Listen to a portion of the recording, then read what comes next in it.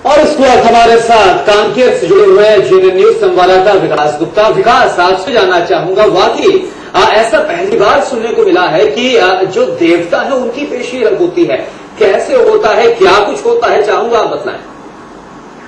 देखिए, जैसे कि गंगाराम देवी जो है वो पूरे बस्तर की सबसे बड़ी देवी है और ये परंपरा चली आ रही है मतलब 1800 ईस्वी से। तो जो देवता है वो इनके यात्रा के दिन सभी देवता जो चाहे नए बने हो या पुराने हो, वो सभी अपने समाधान को लेकर या सौंदर्य को लेकर इस यात्रा के दिन यहाँ पर आते हैं और इस यात्रा के दिन गंगाराम देवी के सामने खड़े होते हैं और पूरे साल भर का अपने समस्याओं को बताते हैं कि उन्होंने कितनी समस्याएं सुलझाई हैं और कितने गंगाराम देवी के पास अपील की हो, क्योंकि गंगाराम देवी को न्याय की देवी की कहा जाता है और सभी देवी देवताओं का कंट्रोल गंगाराम देवी के हाथ में होता है।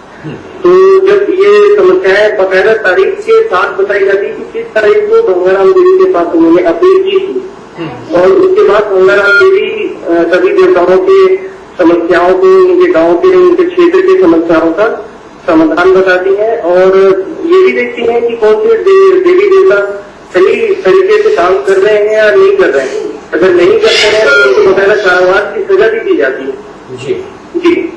अच्छा विकास, आपने बताया कि सभी अपने देवी देवताओं को भंगाराम देवी के पास लाते हैं और उनकी अदालत, एक तरह से जो अदालत लगती है वहां पर पेशी होती है। ये बताया जाता है कि जो भी उनकी समस्याएं उनको निपटाया गया या फिर नहीं।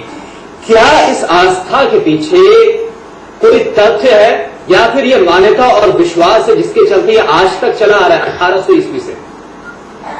क्योंकि सबसे बड़ा विश्वास तो इनकी गंगाराम देवी पर है, क्योंकि जैसे हमारे सुप्रीम कोर्ट और बाकी कोर्ट होते हैं इस तरीके से इनके यहाँ है और सुप्रीम कोर्ट मान के चलिए कि गंगाराम देवी है। तो सबसे पहले ये अपने जो क्षेत्र के देवी देवता होते हैं, लगभग 8-9 देवी देवता एक गाँव के अंदर होते हैं, तो सबसे पहले वो समस्या उनके पास लेके जाते हैं।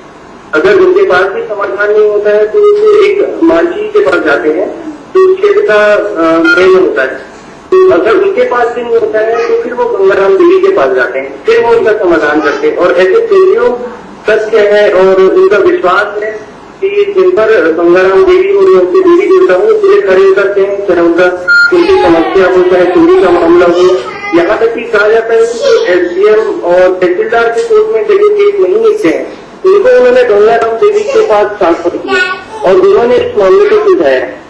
जी विकास, आप हमारे साथ बने हुए। अच्छा विकास, एक और बात आपसे जानना चाहूंगा कि ये जो मेला लगता है और सभी अपने देवी देवताओं को लाते हैं, क्या ये एक दिन का होता है या फिर कई दिनों तक भी चलता है?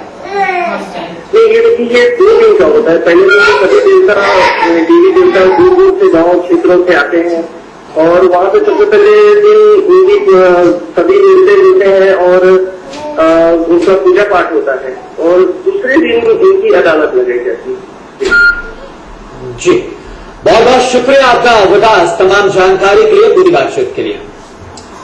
तो जिस तरह से हमारे संवाददाता ने बताया कि पूरी की पूरी जो प्रक्रिया होती है वो कैसे होती है, एक तरह से सुप्रीम कोर्ट के तौर पर भंगाराम देवी को देखा जाता है, जहां पर अपने अपने देवताओं को लोग आस्था की वजह से, विश्वास की वजह से और कुछ तथ्य भी हैं जिसकी वजह से बुलाते हैं।